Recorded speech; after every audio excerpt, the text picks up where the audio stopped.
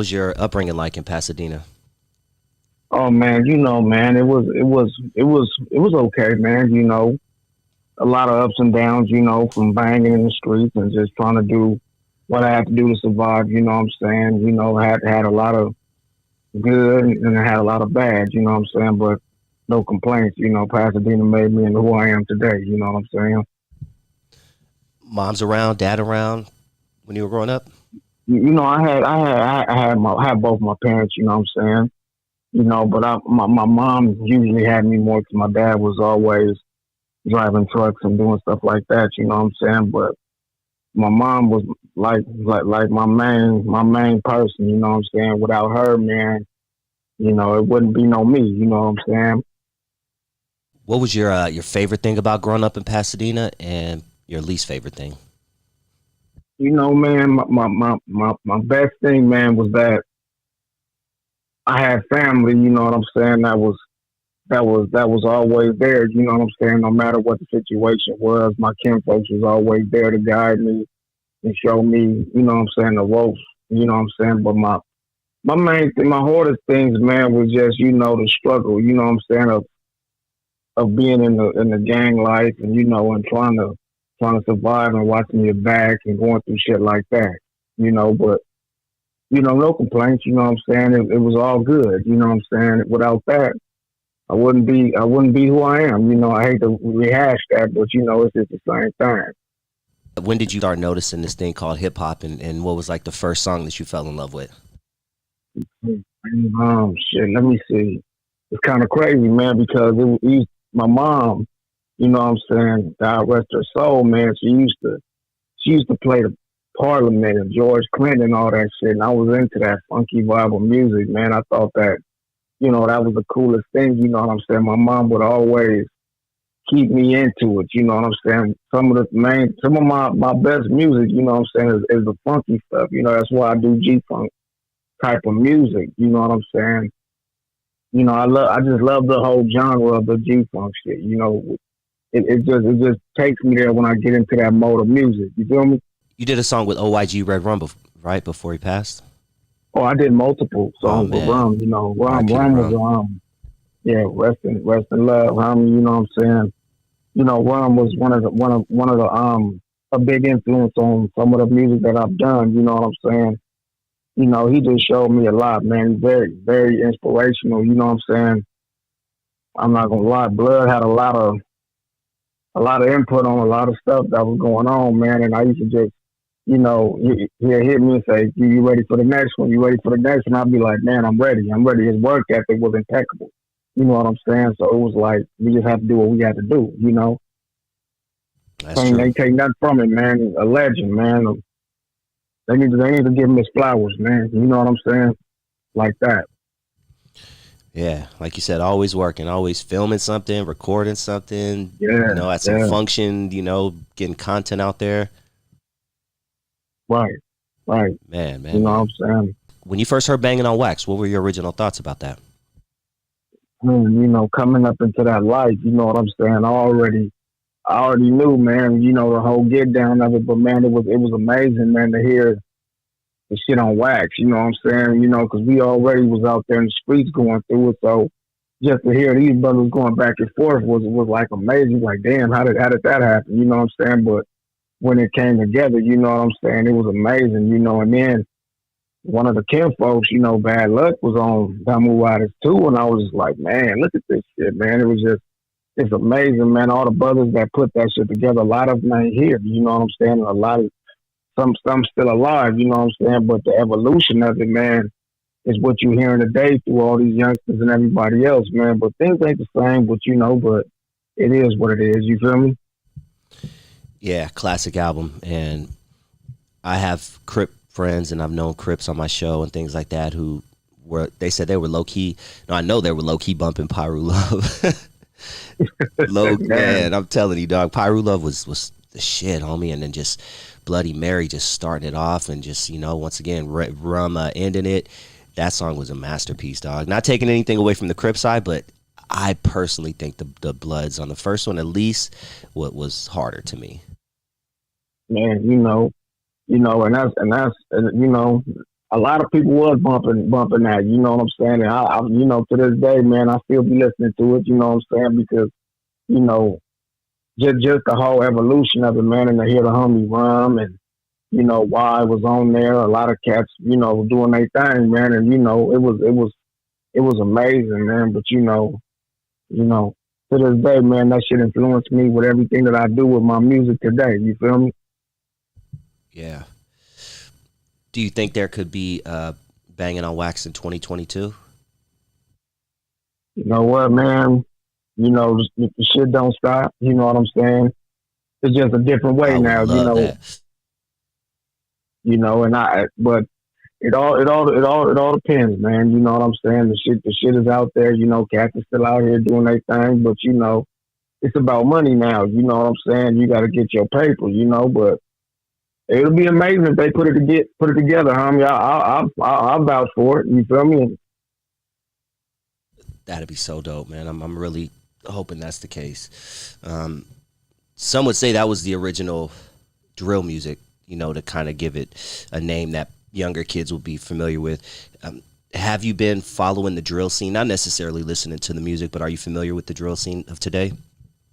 Yeah, man. Shit. You know, I you know, Chief Keef and all them cats. Then I started noticing the UK drill scene. Then now you got the New York drill music. You know Yeah, what I'm it's saying? big. So it's like the shit getting crazy, man. You know what I'm saying? I hope them brothers can get past some of the bullshit that's going on in the music. You know what I'm saying? But you know, the streets is a motherfucker. You know what I'm saying? And it's always gonna be in the streets, no matter what you do or say. You know, you just gotta be able to put your music out there and then just keep doing what you got to do or whatever you can do with that shit, man. But it is what it is. You feel me?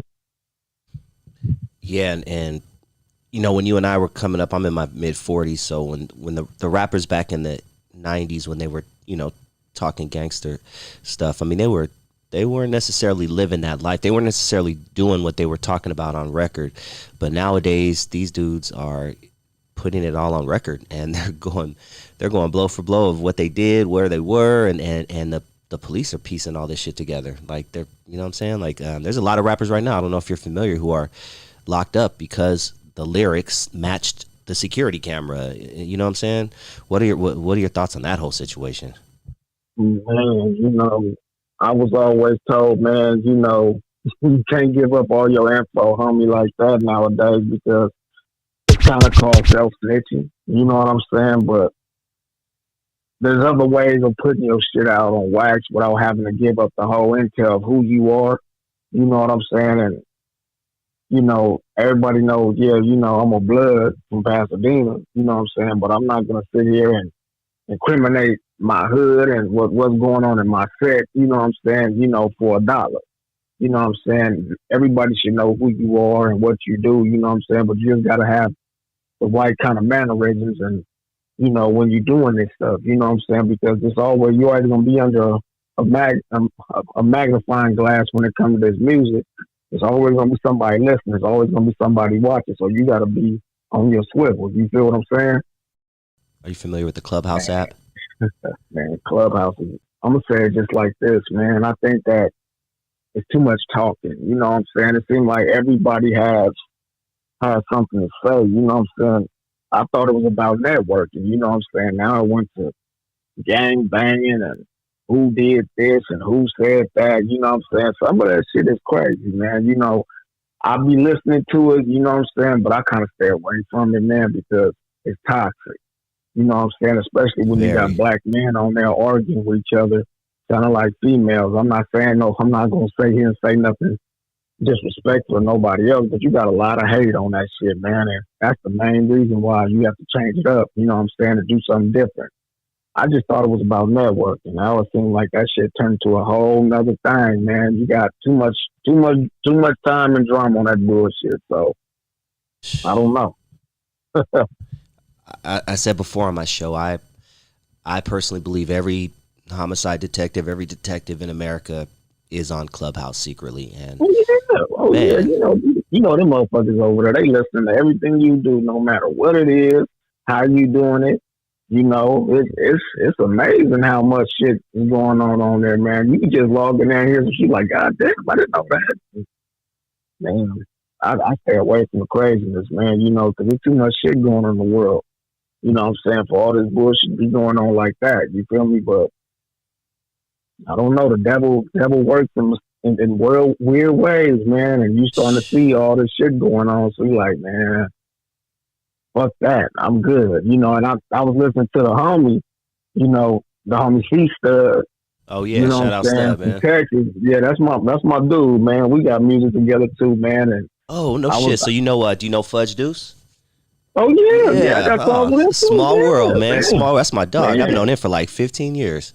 Man, your boy Ganxsta Love, man, got music, man. I gotta show you. I got catalogs, man. You I know, see, just dog. I'm looking at your YouTube right now. man, you know, and man, got a lot of stuff, man. With a lot of stuff that's coming out soon, man. With a lot of cats, man. I just haven't put it out yet. You know what I'm saying? Because I'm still sitting here, man. I haven't been able to get back on it like I should, but you know, with Basement Boy, you know what I'm saying, and the team that I got, you know, and working with Bad Luck and a lot of the artists from Pasadena, Full Throttle, A1 Yola Man, and all that. We put it together, homie, and Cali Rich. So it's coming together. You feel me? So more or less, you know, we gonna do what we got to do to get it right. Let's play one of your verses from a song. I have three songs queued up. I have your verses queued up as well, and I just want to, you know what I'm saying, I'm gonna stop it, you know, every once in a while, and I want you to kind of give me an idea of what, you know what I'm saying, what you would, you know, why you wrote the lyric, you know, or the story behind it, or whatever the case may be.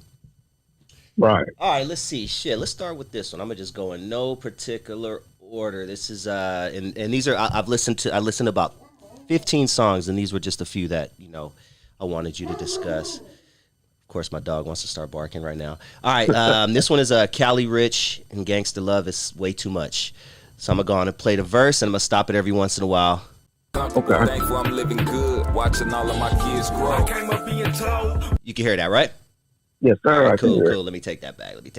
So everybody can hear it. All right, here we go. Cali Rich and Ganxsta Love, way too much. And go to Ganxsta Love's YouTube channel. It's GANXSTA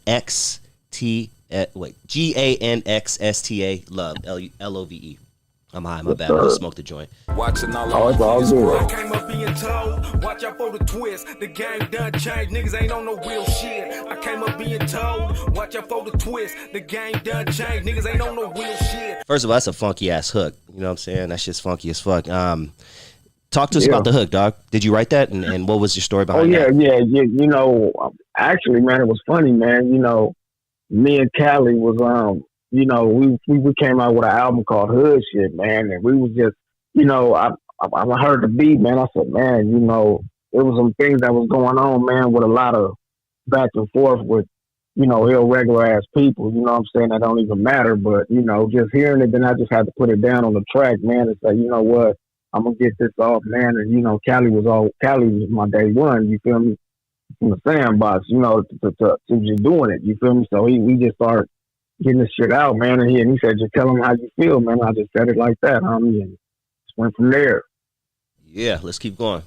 I came up being told, watch out for the twist. The game done changed, niggas ain't on no real shit. I came up being told, watch out for the twist. The game done changed, niggas ain't on no real shit. A lifetime of stress, so a G had to change it up. Never gave a fuck, it's money out here, so I'ma come up. I mean, that's it right there. Just that opening line, man. Yeah. What was behind that opening line? Man, just coming up, you know, in the streets, man. You know, you can't always sit there and be stagnant. You know what I'm saying? You got to get up and get what you got to get. You know, because nobody ain't gonna give it to you. So you got to get out there and work. You know, and that's how I feel. You know, that's my everyday grind. You know, I got kids, so you know, I'm gonna make sure that they straight. You know what I'm saying? If I don't do that, who gonna feed them? You know what I'm saying? Nobody else, they mine. You feel me? So I got to just keep on hustling. You know, that's the main reason. And, you know, coming up, you know what I'm saying? And Dina, you know, we hustlers, you know, the lanes is hustlers. That's all. We about that money. You feel me? And getting what we got to get. You know what I'm saying? We ain't no bitches. We real G's, and we just out here trying to do what we got to do. You feel me? Yeah, man. Let's keep going. It's all a game. They wanna see you doing bad. Real niggas like me out here handling business. Judge me for me, I don't need no validation. You might not like it, but we graduating. So that last line right there, you might not like it, but we graduate. And even that last like 4 bars, break that down. Don't get it, don't get it twisted. You know what I'm saying? No matter what it is, I'm always gonna be from the hood, man. But it's about graduation. It's about doing better for yourself and doing better for your community. You know what I'm saying? So you can be the best person you can be. You know what I'm saying? So that was one of my biggest things, man. Is that growth is everything. If you don't grow, where you gonna be? In the same spot. You know what I'm saying? So I think about it like this. You always grow every day, you know what I'm saying, to make yourself better. And that's just my biggest thing is just to be better every day and be better for the people around me. You feel me? You mentioned a couple minutes ago about changing and growing and doing for your community. Take yourself back a couple years. We're coming up to the anniversary. I hate to use the term anniversary, but it's the only word that came to my head. But we're coming up, I think it's been 3 years since the day we lost Nipsey Hussle. Right. Yeah. Talk to me, about just the legend of Nipsey, man. Like, how you felt when you heard this shit. Like, talk to me about Nipsey. Good dude. You know what I'm saying? His music, was innovative, you know what I'm saying? And he's a black man, you know what I'm saying? So more of that is more support, you know what I'm saying, to see his grind, you know what I'm saying, just to hear him doing what he did made a lot of us want to do what we do, you know what I'm saying, especially on the West, you know what I'm saying, because it's hard, you know what I'm saying, to be a West Coast artist nowadays, you know what I'm saying, you have to be on your swivel and you got to be on top of your game. But he was a businessman, man. And one thing I can never take away from the brother, man, is that he was out there doing what he had to do, no matter what it was. You know what I'm saying? He did what he had to do as who he was. You know what I'm saying? And we lost a lot of good artists. You know what I'm saying? A lot of them, man. And another one to come in mind is B Brazy. You know what I'm saying? Because talked about B Brazy. He would have been a superstar, dog. Man, he had it, man, and that's why, man. It was him. Mossberg. It was so many cats, man, that came up, Mossberg man. too, man. Fuck, man. It's crazy, man. Connected. You remember that Connected album with him and Sugar Free? It was black and red with the red, like kind of man, dog. That album, I've totally forgot about that album until you said Mossberg. I gotta pull that shit up. Man, it's just, man. You hear about all these. Legends, you know what I'm saying? Not that I'm taking them from Nipsey, you know what I'm saying? But, Brazy had it. You know what I'm saying? And then you got Mossberg, and then you got so many people, man, that lost their life, man, It's just sad, man. But, them are the people that innovate you, you know what I'm saying? To keep going and keep pushing this music, you know what I'm saying? But that's one of my biggest things, man, is to keep on going, My music gonna be through them, and we're going to keep working. Just like the music that I've done with June Dog, Certain Old Goods, you know what I'm saying? Man. People like that, you know what I'm saying, that have been doing this shit, and I'm going to keep pushing like that, you feel me? And just go from there. Peace to B Brazy, man, dog. When he opened up when he let's get high, bitch, I was like, okay, I need more of this. I need more of this fucking dude. Man. Yeah, did you happen to know him personally?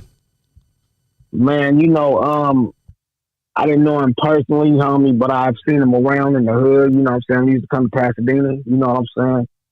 Good dude, you know what I'm saying?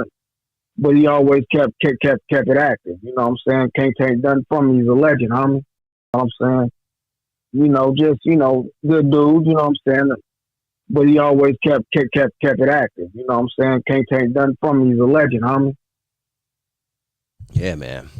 Well, shit, let's get into another song, dog. This one is Ganxsta Love. This is Real Life, featuring Cali Rich again. Okay. Real life, real life. Real life, real life. Real life, real life. Grew up in a household of underachievers. All he knew was the gang that made him a believer. Damn, I mean, off top, dog. You always seems like you always open up with the with the strong bar. Not saying taking anything away from the other bars, but it's probably really important to open up with a strong bar, right? Right. It's always a good thing because, you know, when you, I think, man, majority of the time when you start a song off, man, you got to start off with just the honesty, you know what I'm saying? And then it rolls into everything that you do, you know. I just think more or less with this song, Real Life, man, you know what I'm saying? It was more of our stories, you know what I'm saying? Me and Callie with certain situations in our life where we went through, you know what I'm saying? And, me and him, we work good together, you know what I'm saying? A lot of the cats that I work with, we all mesh, you know what I'm saying? But I had to achieve, you know what I'm saying? And that's one of the main parts of that bar was that achieving is what my end goal is, you know what I'm saying? And always being a man and always having the mannerisms to have respect and to be able to listen and understand what's going on around me. Because if you can't articulate what's going on, how you gonna ever be able to handle something in real life? You feel me? So that's how I look at things, and that's how I come at my bars. You know, just like with my boy G Breeze from the Bay. We all work together. We always working good. You know what I'm saying? So that's why I just strive to be the best I can be on the track. You know what I'm saying? I'm not trying to outshine you. I'm trying to keep up with you. You feel me? Yeah, let's keep going. Fight every day because he represent the gang out all night, doing his thing. Pride, prosperity, school by the streets. Ain't no changing. Fuck my enemies. Mom used to say, baby, go to school. Pop said, play sports to follow the rules. How can I be the best? I'm always upset. Another homie gone. So much stress. Bam. Break that last, 3 or 4 bars down. Man, it's like, man, you grew up with these dudes, you know what I'm saying? You fought back to back with these dudes against rivals and, you lose them. You know what I'm saying? And you just always upset, you know what I'm saying? Because it's never easy, you know what I'm saying? Coming up in the game, you always got to watch your back. You know what I'm saying? You got to be always ready for whatever, active, ready to go, But, it's hurtful, man. You're losing homies, you know what I'm saying? Life's a bitch, you know what I'm saying? Losing family members, you know what I'm saying? So it just puts you in a different mind frame where you're always upset, you're always ready for whatever. And then sometimes you get numb to the shit, man, 'cause you never know what's next. But, through God, you know what I'm saying, you keep on going, Yeah, and through your music, dog. Let's keep it pushing. Living on the edge, the life of a G. For the world, how many streets? Troopers on the side of the press. On one tripping, feeling hella vexed. Tears in my eyes, what happened to me? No matter what, I'ma keep it OG. Ooh, break that last, 4 bars down. Man, no matter where I'm at, no matter where I go, at the end of the day, I'm gonna keep it OG. You know what I'm saying? Like, and OG can be just growing up and being a better man, you know what I'm saying, and being humble, being honest about what you do, you know what I'm saying, always being the best you can be no matter what. You feel me? Yep. Real life, real life. I like that hook, by the way. Oh man, thank you, bro. Who is that? Oh, that's me, man. Oh, okay, nice. I like how you distorted your voice a little. That's sick. Yeah. Dope. All right, cool. Let's get into the last one that I have pulled up, featuring Capone, Realness. Yeah, that's one of my overseas artists from Hungary. Yes.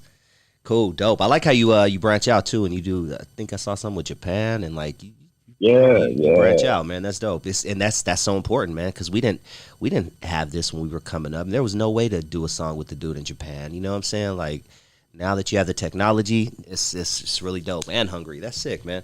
All right, this is Ganxsta. This is Ganxsta Love featuring Capone, or Capone featuring Ganxsta Love, and this is Realness. I'm gonna just play your verse. What you deserve. Blood, I'm in tears, and I ain't gon' lie. All these funerals got me losing my motherfucking mind. I got it. That shit, you coming hard, by the way. Let me take that shit back, though. Man. And I ain't gon' lie. All these funerals got me losing my motherfucking mind. What happened to the real shit? People ain't the same. Everything but clicks and views, a goddamn shame. Random beefs, that's tongue-in-cheek, that's minute to a real G. So why drop your fake lies? I know why you hate mine. Because I'm living my best life. Oh, you would text bitter, it sound like a myth, nigga. Wanna bang, but don't got the feet, sound like a coward lying to me. All the tough talk like you the shit, but your trigger finger got rigor mortis. Ooh, damn. Nice tongue wordplay on that. Shit, break that last, few free bars down. Man, I just feel like, man, a lot of times, a lot of these cats, you know what I'm saying, say they with the get down of being out there in the streets. Then when some shit go down, I hate to sound crazy when I say this, man, but they don't be about that. You know what I'm saying? They say that they ready to get into some shit, you know what I'm saying? But then the shit really happens, they nowhere to be found. Then you look around, you're like, wait a minute, man, what the hell going on? It ain't even got to be about shooting. It got to just be about being a man. You know what I'm saying? I've seen some crazy shit, man. I've seen people bow down to some crazy shit. At the end of the day, if you're a man, win, lose, or draw, you be who you are, no matter what it is, man. And a lot of times people change up, man. It's crazy. Bitch ass nigga, I'ma tell you how I feel. Don't shoot at the sun, you not gon' reach it. Don't shoot at the sun, because you not gon' reach it. Real niggas will prevail on the gang and basement boy entertainment. I like how you slowed it down. You killed him with some wordplay with the tongue twister shit, and then you slowed it down nice and easy for those last 4 bars. But talk about that shooting at the sun line. Man, like, for instance, man, you got a lot of cap going on. You know what I'm saying? People be saying, "Oh, I'm at this plateau in my life," and then when you get around them, they not even in the same place you are in life. You feel me? So you be like, okay, man, a lot of shit you saying is you reaching. You know what I'm saying? Because all this hard talk and you shooting at the sun, nobody gonna reach that shit. You feel me? Even if you get there, man, you gonna burn up. You feel me? So it's like, just set your goals, man, and be yourself, man. That's how I look at it, man. At the end of the day, man, we all trying to push our music. We all trying to be the best we can be, and I feel like, man, there's nothing, you can't knock nobody. You just got to be yourself and just keep on going. You feel me? To end it, I would love for you to drop some words to the younger cats out there in the street who are going through some things that you went through 15, 20, whatever years ago. And talk to the kids, man, because it seems like they're a little bit, it's getting crazy out there. And, one thing I would tell them, man, is their mannerisms, man. Be the best for yourself. You know what I'm saying? For your community. You know what I'm saying? Don't try to be out here trying to let's say this, man. Don't put yourself in a negative perspective. Always strive for greatness, because, at the end of the day, we need more leaders, not no followers. You know what I'm saying? We don't need no sellouts. We need real dudes that's out here trying to handle their business. Shout out to Loch Ness. You know what I'm saying? A lot of homies that's doing their thing, man, that's trying to change the game. Shout out to, people that's out here struggling, especially my sisters, because they winning. You know what I'm saying? I like to see people winning, like what you doing right now, bro, with the interviews. That gives me motivation, just to see everybody shining, you know what I'm saying, doing their thing, because at the end of the day, life is too short, homie, you just got to push your line, you know what I'm saying? That's just how it is, bro, and I just feel like, without your music, without doing what you got to do, you won't succeed, you know what I'm saying, if you don't push yourself. You feel me? Man, great words, man. Keep that great music coming. Keep that good spirit out there, man. We need it in this world, dog. Tell everybody where they can find you, man. Oh, you can find me on YouTube, Spotify, Instagram, man. I'm on all platforms, man. Shout out to the gang forever, man. DJ Basement Boy, Fruit, Lil Cali, Reds, Red, Fine Capone, Explicit. You know what I'm saying? Shout out to the Hood. Shout out to the PDLs. You know what I'm saying? Shout out to Bad Luck, J Rock, G Wayne. You know what I'm saying? All the homies. You know what I'm saying? On both sides, red and blue. You know what I'm saying? But shout out to all the homies, man. You know what I'm saying? Y'all, if I didn't get the chance to speak your name, homie, you already know what it is. If I fuck with you, homie, you already know how we do. Shout out to Ken Kong, you know what I'm saying? A lot of these artists, man, that I've worked with, man, you know, shout out to G Breeze, you know, everybody that fuck with me, especially you too, homie, for the interview, dog. You know, without this, man, I don't know, you know what I'm saying? Shout out to Yola, man, too. Thank you, but man. much love, homie, Cali Rich, my day one, you know what I'm saying? Everybody, you know. Shout out to KT too, homie, OG KT, man. I love you, homie. You know, shout out to all the homies, man. Westwood, you feel me? Thank you for tuning in to Dusty Vision TV. Please hit that like button if you have not already. And if this is your first time joining the channel and you like what you hear, please hit that subscribe button. And if you enjoyed this video, you just might appreciate this bonus clip I'm about to play for you right now. Ladies and gentlemen, I have Chill from 16 to Life. What up, man? Hey, how you doing, man? Thanks for having me on, Dusty. I appreciate it. Talk to us about what it was like growing up in Banning in the 70s and 80s. Well, I was born in 71. I was raised in the 70s and 80s.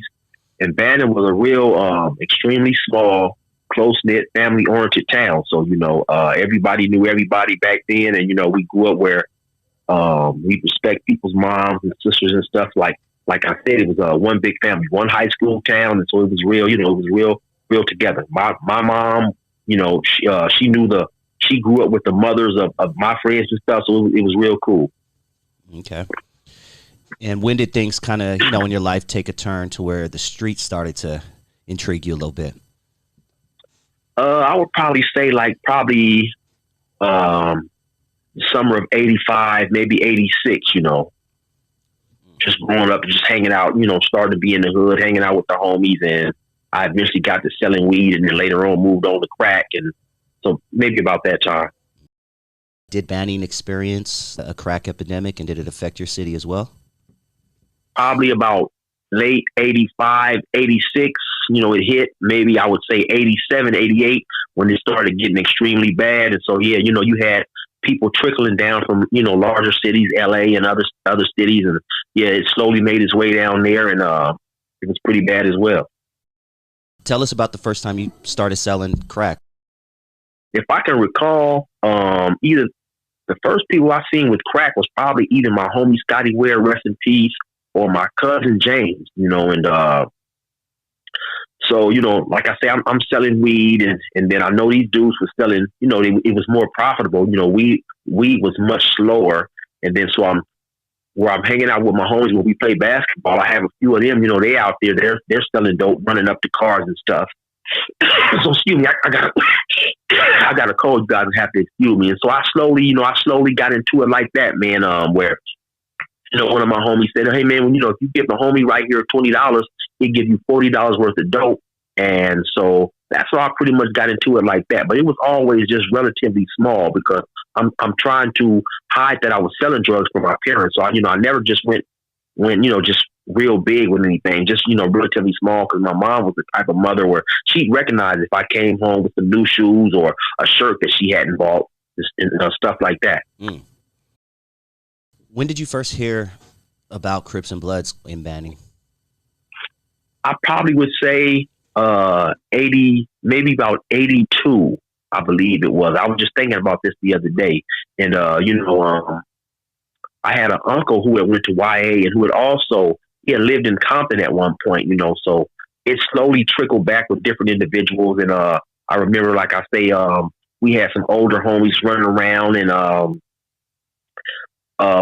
the older homies at one point in time, you know, I remember one of the homies, he was hollering Crip, and then we had other dudes, they was hollering Blood, but it was kind of really just like playing and stuff. And that's about the first time I kind of really remember hearing about it. Okay. Do you know what gangs were around before Crips and Bloods made an appearance in Banning? Banning, no, they just had some homies hanging out. I believe they were just claiming East Side Banning, but there was no really gangs out there like that. How dangerous was it selling crack in 1985, 1986? Well, in 85, 86, it wasn't too bad. But then, like I say, maybe around 87, 88, that's when it got extremely bad. A lot of people who by that time who had got into it, now they're starting to develop real big habits, and so yeah, that's when I would say it started getting pretty bad. We had maybe in, I think, 80, I believe 86, we had a home girl. She was about 10 years old. She ended up getting killed by I think she was dating a crack dealer from from a bigger city, and he happened to pull a gun and start shooting somebody. Somebody had stole his drugs, and so she ended up getting shot. And back then, that was extremely traumatizing for the town because, like I said, we all knew her, and that was the first murder of my generation. And so, like I said, by her being a female, and it was just, back then women were extremely sacred. We didn't call women bitches and stuff like that. Cause like I say, we all, everybody was like one big family. Everybody was friends and stuff. So her name was Kim, and just her death was just really devastating. And I would say that was probably just the first moment when things just started getting real bad. I've talked to people who are from outside of California, and they said at the beginning there was a lot of, quote, faulty cripping, faulty blooding, people who saying they were somebody who they're really not. Was there a lot of that going on? Exactly. That's exactly what I'm talking about. Okay. Like say somebody from the land might have came down here type shit, and might have spoke to another crip. He'll take that and run with it. You know what I'm saying? As far as back in the day, it ain't going like that today though. Or he got kicked out of the hood and had to go somewhere else and didn't say that, tell that part, right? Right. Gotcha. But yeah, it for sure ain't like that shit now though. When did you first hear about Monster Cody, and how did you feel when you heard of his passing? Man, I heard about Monster Cody when the book dropped. When the book dropped, I had to be in about, I think I was in about 5th or 6th grade, I think. I was young, but it was big, It was real big. It's just crazy that I ended up moving into a house full of gangster crips a couple years later. Oh, that was all a coincidence. Okay. It was all, it was all just life, Monster, for sure. He was definitely a contributor of why this gangster shit is so gangster, why the gangster card is as gangster as it is. You know what I mean? Like, we known to be brutal and just having no mind, partially because of Monster Cody. You feel me? That's number one. But what a lot of people don't know is when he went to prison, he actually joined the group, to end the Crip on Crip violence and shit like that. He was doing a lot of shit, even talking to the kids and things like that. He was doing a lot of shit to show reform. You know what I mean? But he still kept it gangster, at the same time. I know, like, he ain't never just say, I'm not an A-Tray gangster. He wouldn't say no shit like that. But, at the same time, he wasn't out here doing gangster shit no more, as far as, we know it to be gangster from Monster Cody. Now, I'm on the outside looking in because I've never lived the gang life, but Lil Bootsy said on the Vlad TV interview, Bootsy said it's impossible to have one foot in the street and one foot in the studio. That's definitely a fact, dog. I'm not going to cap to you. Because one thing about the industry, niggas look at you, they supposed to look at you. They supposed to glorify you. They supposed to put you on a certain pedestal. You feel me? So when you say something, it's law, in the industry or as far as your fan base go, you know what I mean? Because you're at a higher status. Now, how that resonates in the street, it doesn't resonate too well because at the end of the day, everything that you might say, your every opinion might not be what the politics are. They might not agree with the politics, you know what I mean? As far as gangbanging go and just being in the street, period. It's politics to all of this shit. For real. Unless you just out here, freelancing. You know what I'm saying? Anybody kill the type niggas, That album didn't send nobody that produced, made, engineered, worked on, ain't sent nan penny to any of them going to their kids' college degree. He said that sent the white folks kids to college. Damn, let's think about that for a second. Holy shit. Because selling 500,000 copies back then, somebody's making some money. Now I don't know how streams work and who gets paid. It's a little bit different now. But back then, physical copies, and you went and you paid $15.99 for that CD, someone was getting paid, usually the higher ups. And those higher ups who they were just talking about were the ones that made all the money. All the money. While the ones who worked on the project made literally zero. When I say zero, I mean zero. The janitors who cleaned the studio at night probably made more money off of that project than the people who worked on that project. That is a damn shame. And one thing I'm proud of with my YouTube podcast journey is that I don't believe there is another channel on YouTube that has documented banging on wax more than I have.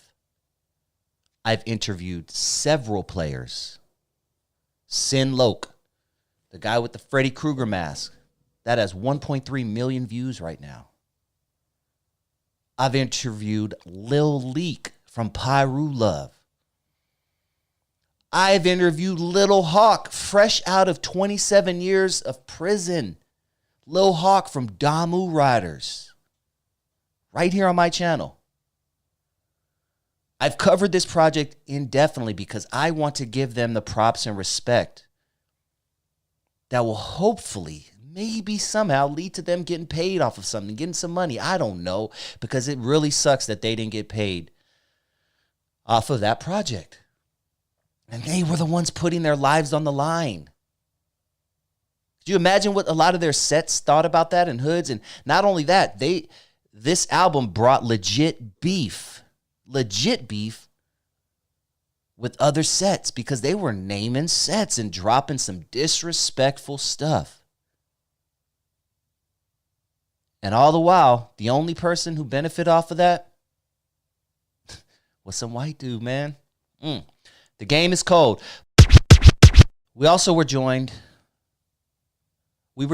by Lil Leak from Pyru Love. There were a few different versions of Pyru Love, and Lil Leak was on one of the versions. And if I'm not mistaken, in the Pyru Love video, he's the first guy you see on the screen. Like within the first few seconds, you see Lil Leak on the screen. His brother is the one and only Red Rum 781. R.I.P. Great dude. Red Rum, who was responsible by all accounts as well for pretty much bringing the Bloods together on Banging on Wax. So Tweety Bird brought the blue team together, and apparently Red Rum was responsible for getting the majority of the red team together.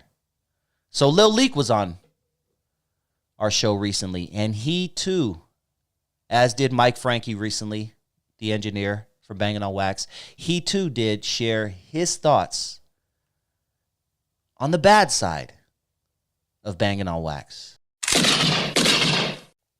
A kid that goes by the name of Lil Brazy 30Z.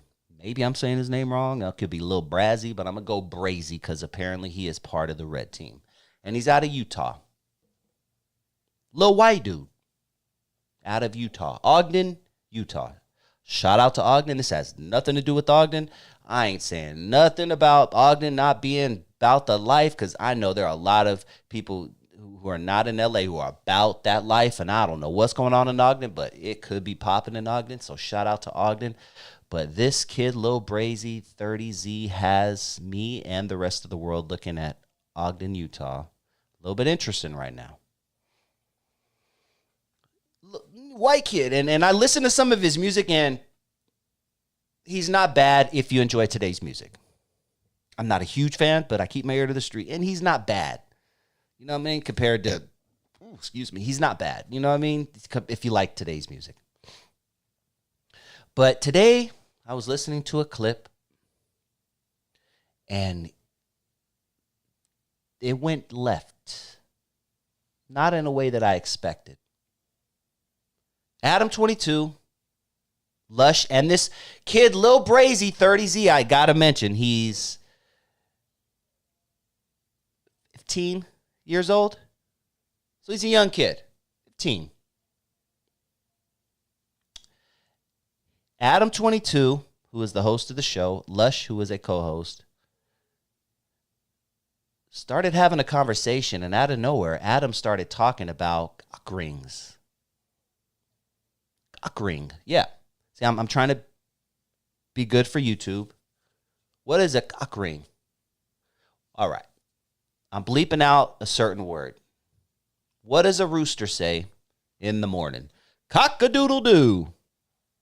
Yeah, see, you could say it in that context, but when you say it with the other word in front of it, it's like that radio. YouTube is true, man, whatever. Anyway, that's not the point. But Adam started talking about cock rings.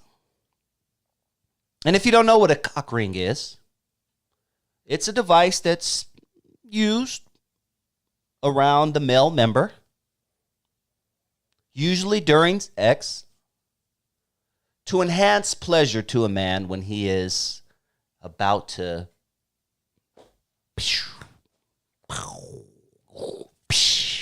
bust a nut. I've never used one. I have no idea. I not even going to go there. Never used one. The original orgasm is the shit, so I don't need to do any other things to make it better. Like, busting a nut is already the shit. So, like, there's no way to make it better.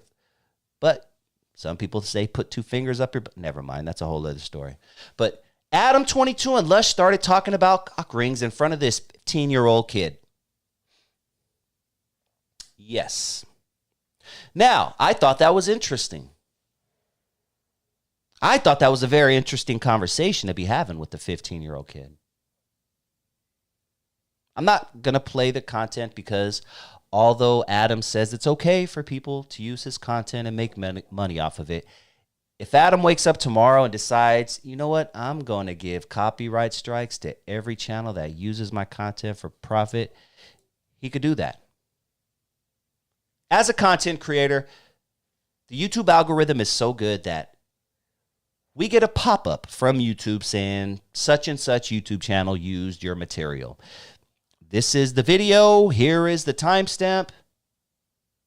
Happens all the time. Happens to me several times a year. I'm sure it happens to Adam several times a minute because they have a huge fan base. But when we get that pop-up saying that another channel has used our content, at that time we have 3 choices. We can let it slide, ignore it, which apparently is what Adam does. He says, let them use my content because it's more advertising for me. So we can let it slide.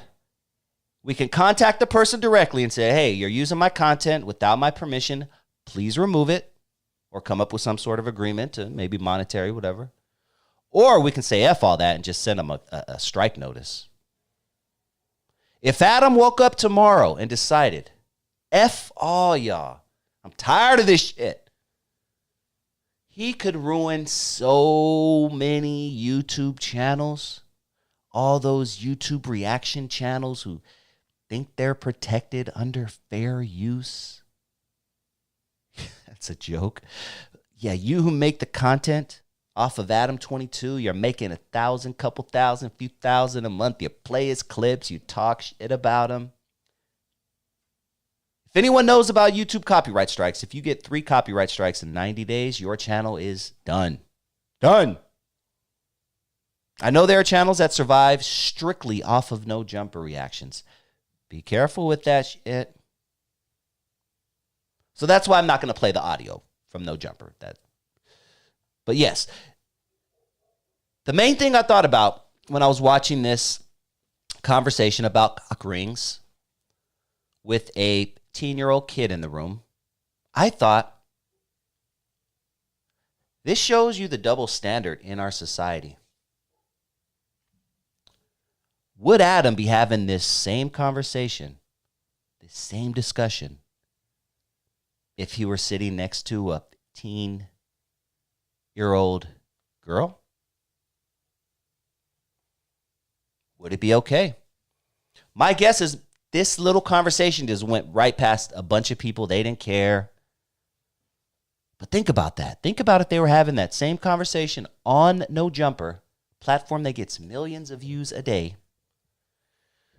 Think about that for a second. If instead of a 15-year-old boy, that was a 15-year-old girl. Hollywood is real. And these are the conversations these kids are exposed to at a very young age. And it's just very interesting that we got a chance to see it in real time. I think that's weird. What do you guys think? Do I just overthink things? Do I overthink things? Some people tell me I overthink things. Sometimes I do. Sometimes I think I do. But I don't think I'm overthinking this thing. I think this is crazy that they were having this conversation in front of this young man. But that's just my thoughts. Let me know what you think. Comment down below. And please, if you haven't already, hit that like button. And if this is your first time joining the channel and you like what you hear, please hit that subscribe button. When it comes to everything over there at No Jumper, who is at fault? Simple question, but it means a lot. Who is at fault? Is Adam at fault, or is it the people who are going on his platform to crash out, like the Brick Babies, like the other guys? Who I would say both. At some point, it's both, because him initially, because he's providing the part of my French, the fuckery, like the platform for it. Right. But then they're willingly going over there and participating in it. So whether it's you got different people trying to attack each other outside, or even worse, or people getting attacked on the thing, like when that kid Kelby got beat up and all that other stuff. That's right, yeah. So I mean that could have been a case for Adam and suspect, but they got too much stuff going on over there. So, but he supplies the platform for it. But if you go over there and you're participating, then you're just as guilty. Yeah, I got to say that too, man. I mean, and I would even put the people that are going on there a little more at fault, especially the gangsters. Like, it's so shocking to me that I'm witnessing gangsters on YouTube share politics and go back and forth and beef and start street wars. Like, Doug, this thing is big. Like, the 60s and the 40s unfortunately have a shaky relationship due to some past issues, and it feels like, from what I'm understanding, this is just reignited a lot of things. And it's shocking to me, dog, because I started on YouTube in 2018 and it wasn't like this. It was just 6 years ago, but it wasn't like this, dog. And now I'm literally turning my YouTube on and I'm seeing gangsters politic on all of these platforms, and I'm seeing white dudes like Adam 22 being the ringleader, the puppet master. If you would have told me 6 years ago I would have saw that, I would have told you were crazy. Yeah, I would have definitely told you were crazy. But yeah, it's Adam 22 is an interesting guy, man. I mean, yeah, I don't want to spend too much time on him. Actually, I want to talk a little bit more about something else. Another thing that that happened not too long ago, and I would love your thoughts on this. But I know you have a love for West Coast culture. You definitely appreciate the music and things like that, and this lifestyle. What were your thoughts? And I know this is a few months old, but, I've been kind of holding on to it because I wanted to get OG Steve's opinion on this. But, a few months back, Special Ed faced some backlash for saying that NWA brought destruction to hip hop. And there was a lot of other context around it, but that was the line that everyone ran with. And that was the line that went viral, was NWA brought destruction to hip hop. What were your thoughts, man, when you first heard that? Even in hindsight, being 2020 and 2024 later on, where, we see that, him and Dog Pound and things like that, they got together, they wrapped it up, they talked and everything was cool. But what were your whole general thoughts when you heard Special Ed say that? And then now, what are your thoughts?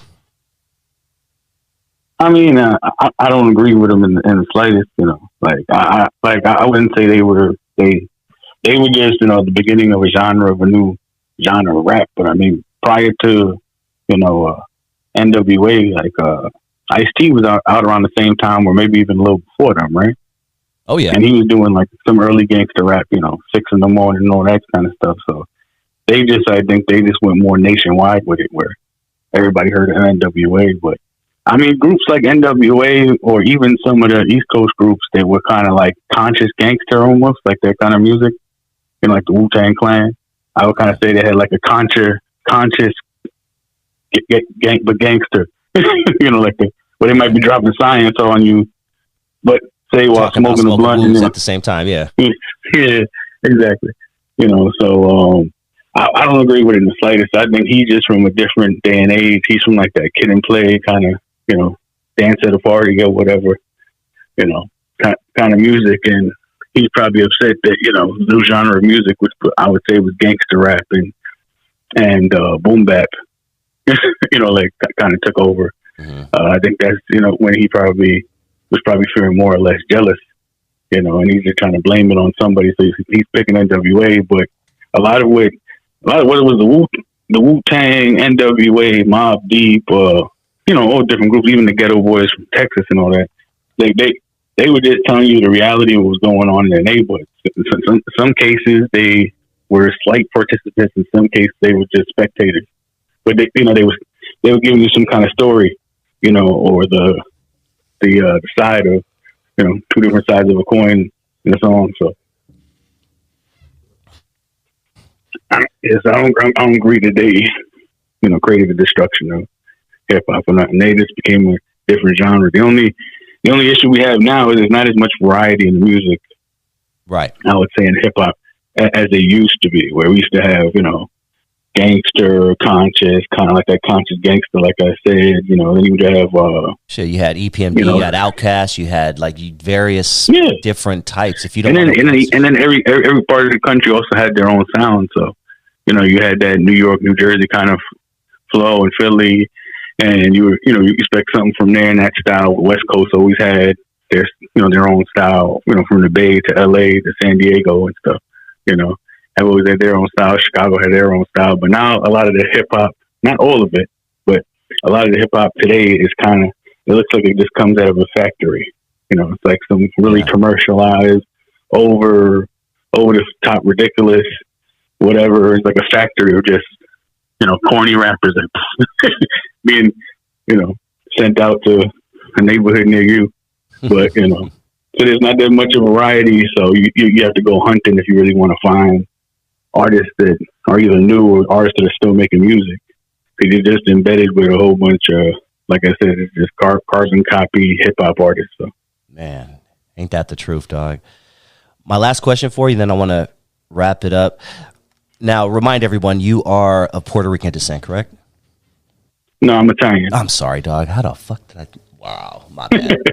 I knew that. I don't know why I'm thinking Puerto. My mind is all over the place. Don't even trip. X that out. But anyway, man, I would love your thoughts on Kid Frost.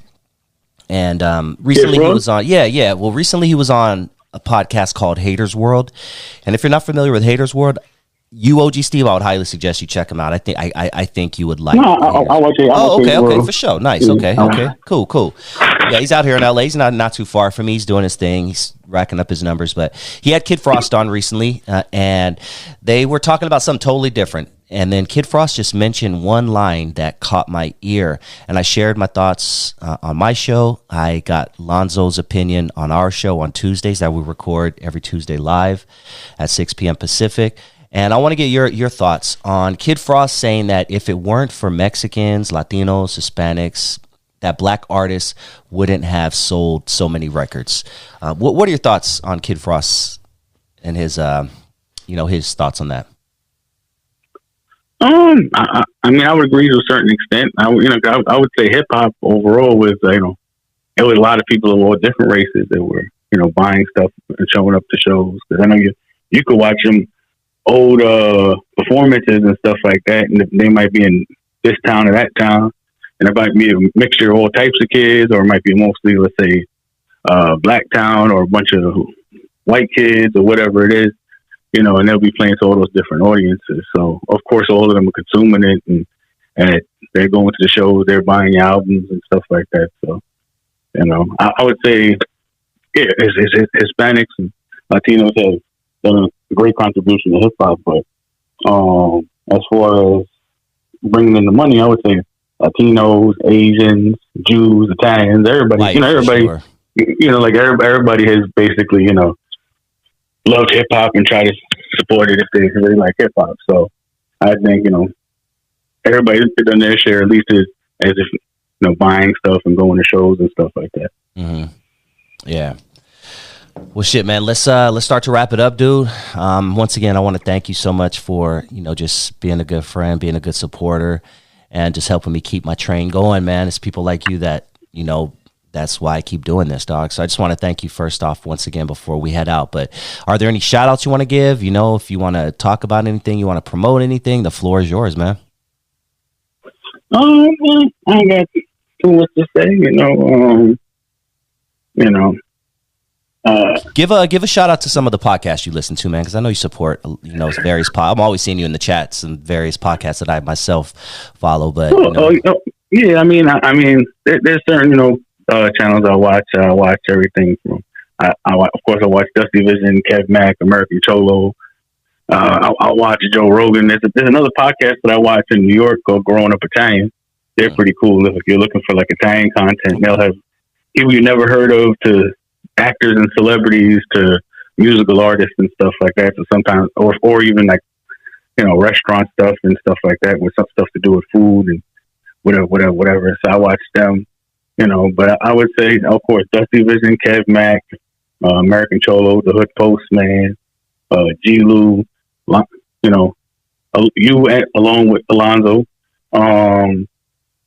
I watch Growing Up Italian, Joe Rogan. And then I watch some other people, I would say, here and there, but I don't like taking a lot of their content. You know what I mean? Mm-hmm. Where I subscribe to certain stuff if I'm getting news or maybe it's, something I want to watch. But the main people I'm keeping the bell on, all the people I just mentioned. Yeah. So they all come consistent with like a good, positive content and stuff. So. Yeah, well, I'm sure I can speak for them as well, man. We thank you. We appreciate you. And if all of our subscribers and supporters could be like you, man, we would be very, very happy. But I'm happy with just the very few that do what you do. So thanks again, man. It's always a pleasure, dude. And we're definitely going to get you back on in 2024. How's that sound? Sound good. OG Steve. I'll talk to you soon, all right? All right, cool. Peace, man. Have a good one.